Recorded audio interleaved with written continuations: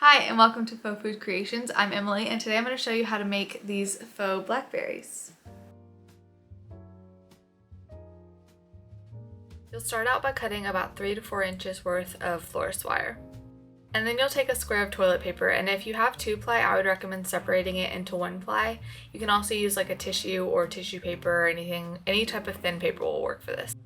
Then you'll fold the top of the toilet paper down about 1 centimeter, and then you'll just continue folding until you have created a strip.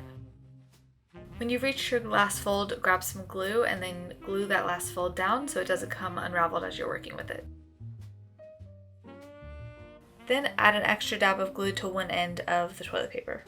Next, you'll grab your wire from earlier and place it in the glue and then start wrapping the toilet paper around the end of the wire. And if you find that as you're wrapping it starts to come unraveled a bit, you can add glue as you go so that it keeps it together more. And then once you're at the end, add another dab of glue and then attach that to the rest of the toilet paper. I usually like to mold this a little bit with my fingers into kind of a cone shape so that there's more of a blackberry shape to build off of.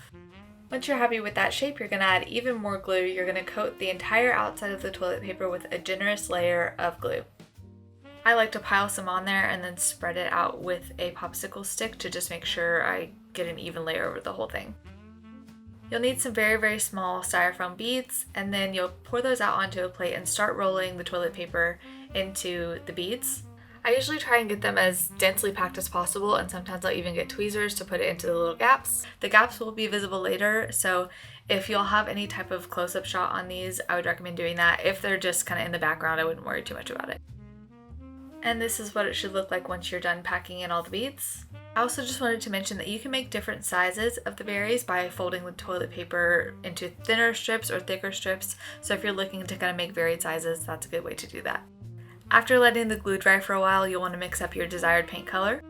You can use just plain black, but I decided to add a little bit of blue and red in there to give it a more purpley hue.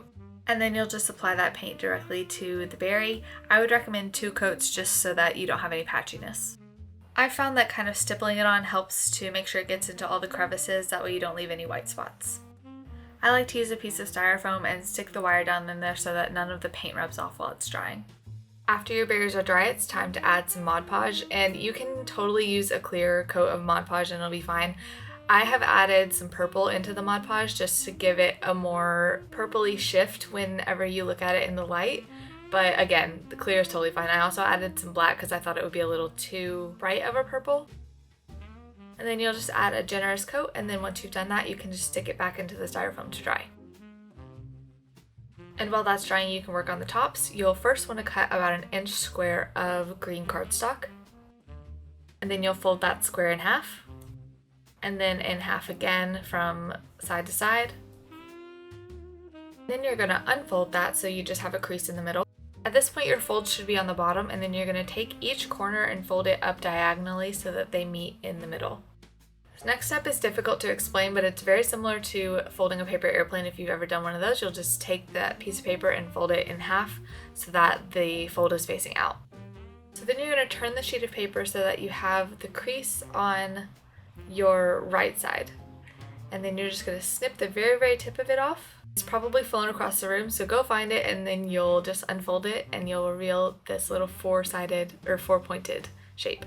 Then we need to put a hole in it that the stem can go through, so just find a piece of styrofoam or a soft surface and then a safety pin or anything else that's sharp that you can poke through it.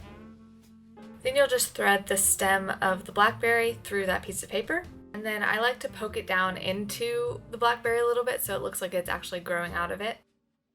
And then once you're happy with how it looks, you can grab some glue and put a dot around the base, and then you'll just slide down the leaves into the glue so they're nice and stuck.